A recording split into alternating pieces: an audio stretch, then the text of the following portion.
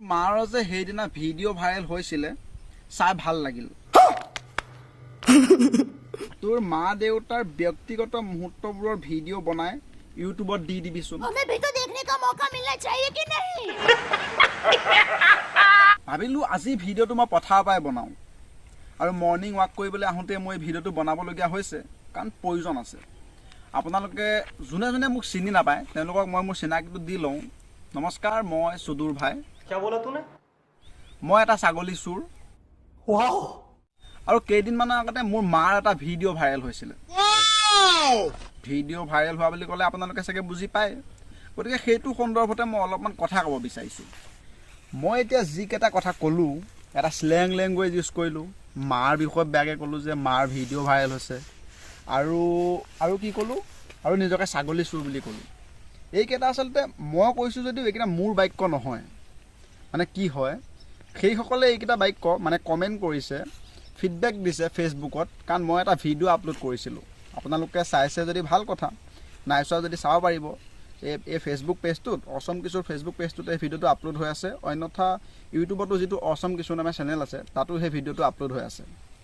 মানে কেইদিনমানৰ আগতে আমাৰ ৰেচপেক্টেড জুবিন দা আৰু মৰিগাঁও এজন ইউটিউবাৰ আছে লাবুমণি আমচং, আছাম জেট বুলি যাক জনা যায়, তেওঁলোকৰ মাজত যিটো কণ্ট্ৰভাৰ্চি হৈছিলে সেই কণ্ট্ৰভাৰ্চিটোৰ ওপৰত মই এটা ভিডিঅ' বনাইছিলোঁ।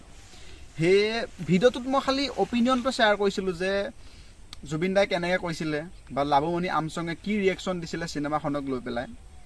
সেইখিনি কথা কিছুমান ব্যক্তিয়ে সহ্য কৰিব নোৱাৰিলে আৰু মোৰ ভিডিঅ'টোত মোক এনেধৰণে কমেণ্ট কৰিছে। কোনোবা প্ৰণৱ শৰ্মা এজনে কমেণ্ট কৰিছে, কোনো এইটো ছাগলী চোৰ। বাৰু প্ৰণৱ শৰ্মা, মই তোমাক কওঁ, মই ছাগলী চোৰে। মই যিদিনা ছাগলী চুৰ কৰিবলৈ গৈছিলোঁ সেইদিনা মই ৰাতি তোমাকো লগ পাইছিলোঁ। তোমাক ৰাইজে বান্ধি ৰাখিছিলে, হয়তো তুমি ছোৱালী চুৰ কৰিবলৈ গৈছিলা। गजब बेइज्जती है। যেতিয়া মই ছাগলী চুৰ কৰি আহি আছিলোঁ, মই তোমাক দেখা পালোঁ আৰু তুমি মোক দেখা পালা। তুমি গম পালা যে মই ছাগলী চুৰ, আৰু ময়ো গম পালোঁ যে তুমি ছোৱালী চুৰ। আৰু এজনে কমেণ্ট কৰিছে, তেওঁৰ নামটো হৰীন্দ্ৰ মুন চহৰীয়া। তেওঁ কমেণ্ট কৰিছে যে জুবিন দাৰ পিছত লাগি লাভ নাই, জুবিন দাই হাগিলে কটি ধুৱাব পৰাও অকাত নাই তহঁতৰ। ওকে, মানি লৈছোঁ মোৰ অকাত নাই জুবিন দাৰ কটি ধুৱাব পাৰা, কিন্তু তোমাৰ চাগে সেই অকাতটো আছে। গতিকে তুমি গৈ পেলাই জুবিন দাৰ কটিটো ধুৱাই দিবা, আৰু সেইটো কাৰণে তুমি যোগ্য বুলিও ভাবোঁ। আৰু তুমি যিটো কামত জুবিন দাৰ ঘৰলৈ যাবা কটি ধুৱাবলৈ, অলপ ভালকৈ ধুৱাবা, কাৰণ বেলেগতো তেনেকুৱা ধৰণৰ কাম পাই যাবও পাৰা। তেতিয়া তুমি দুবেলা দুসাঁজ ভালকৈ চলিব পাৰিবা। অন্য এজনে কমেণ্ট কৰিছে, দীপজ্যোতি মেধি, তোৰ কাম নাই যদি নাকত তেল দি বা গেৰ দি থাক, জুবিনদাৰ তই সমালোচনা কৰা যোগ্য কি লিখিছে মানে ধৰিব পৰা নাই, একচুৱেলি স্পেলিং মিষ্টেক আছে। আৰু এজনে লিখিছে, বেলেগ কাম নাই ৰ তহঁতৰ, নাই যদি মতি ঘুমি থাক ঢোকৰা। এইটো কমেণ্ট লিখিছে একে কলিতা আৰু দীপজ্যোতি মেধি। তোমালোকৰ স্পেলিংবিলাক ভাল হোৱা নাই কমেণ্ট কৰিবৰ কাৰণে, গতিকে কমেণ্ট কৰাৰ আগত দুয়োটাই LP স্কুল নহ'লে অংকনবাদী স্কুলত এডমিশ্যন লৈ লোৱা।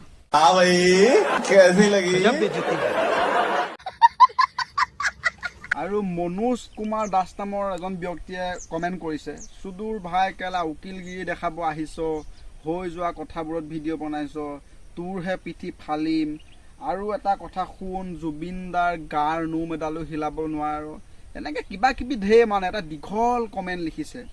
চ' মনোজ, মই তোমাক এটা কথা কওঁ, কমেণ্টটো লিখিবলৈ যিমানখিনি টাইম নষ্ট কৰিলা, সেইখিনি টাইমত যদি তোমাৰ মুখখন তুমি ধুই ল'লা হয়, তোমাক পৰিষ্কাৰ যেন লাগিলে হয়। প্ৰফাইল পিকচাৰটো মই চাইছোঁ, একেবাৰে লেতেৰা লোৱা নিচিনা লাগিছে তোমাক। Bye bye, tata, good bye. বেয়াকৈ কমেণ্ট কৰিছে এজনৰ প্ৰফাইল আছে ফেচবুকৰ, নাম আছে JG অনুপম। তেওঁ কৈছে যে তোৰ মাৰ যে সেইদিনা ভিডিঅ' ভাইৰেল হৈছিলে চাই ভাল লাগিল, নাইচ এক্টিং। আৰু এজনে কৈছে জয়ন্ত বৰা, তেওঁৰ নাম ফেচবুকত জয়ন্ত বৰা বুলি প্ৰফাইল আছে। তেওঁ কমেণ্ট কৰিছে যে তোৰ মা দেউতাৰ ব্যক্তিগত মুহূৰ্তবোৰৰ ভিডিঅ' বনাই ইউটিউবত দি দিবিচোন। গতিকে জয়ন্ত বৰা আৰু জেজি অনুপম তোমালোক দুজনক মই কওঁ, এতিয়া ময়ো যদি বিচাৰোঁ মই তোমালোকৰ মা দেউতাৰ বিষয়ে বেয়াকৈ ক'ব পাৰোঁ, কাৰণ তোমালোকে মোক এনেকৈ কমেণ্ট কৰিছা। কিন্তু মই তেনেকৈ নকওঁ, কাৰণ তোমাৰ মা দেউতাই মোক একো জগৰ লগোৱা নাই। অন্যথা মোৰ মা দেউতাই মোক তেনেকুৱা কোনো সংস্কাৰ দি ৰখা নাই যে কোনোবা জগৰ নলগোৱা বা কোনোবা ল'ৰা ছোৱালীয়ে কিবা ভুল কৰিছে তাৰ কাৰণে মই বেলেগৰ মা দেউতাক বেয়াকৈ ক'ম। ये बड़ी अच्छी बात कही आप। তোমালোকে কথাটো বুজিব পাৰিছা চাগে। আপোনাৰ ব্যৱহাৰে আপোনাৰ পৰিচয়, তোমালোকে যিটো দেখাইছা তাৰ পৰাই তোমালোকৰ পৰিচয়টো ইয়াত গম পোৱা গৈছে। সম্পূৰ্ণ ভিডিঅ'টোত এনেকুৱা বিভিন্ন ধৰণৰ কমেণ্ট আছিলে, কিন্তু সকলোখিনি প্ৰত্যুত্তৰ মই দি থাকিবৰ কাৰণে এই ভিডিঅ'টো দীঘল হৈ যাব। মুঠ কমেণ্টৰ ভিতৰত 80% মানুহে মই যিখিনি কথা কৈছিলোঁ সেইখিনি এগ্ৰী কৰিব পাৰিছিলে, মানে ভাল পাইছিলে তেওঁলোকে ভিডিঅ'টো মই বনোৱাৰ কাৰণে। বাকী 20% মানুহে মোৰ কথাখিনি ভাল পোৱা নাছিলে, যোনে এনেকুৱা ধৰণৰ কমেণ্ট কৰিছে। আপোনালোকে ভিডিঅ'টো চাব পাৰিব, মই ডেছক্ৰিপশ্যনত লিংক দি ৰাখিম। আৰু নেক্সট এটা ধুনীয়া ভিডিঅ'ত আপোনালোকক লগ পাম মই। অসম কিছু নামৰ ফেচবুক পেজটো ফ'ল' কৰি ৰাখিব, আৰু যদি ইউটিউবত চাই আছে তেনে অসম কিছু ইউটিউব চেনেলটো ছাবস্ক্ৰাইব কৰি ৰাখিব। Thank U.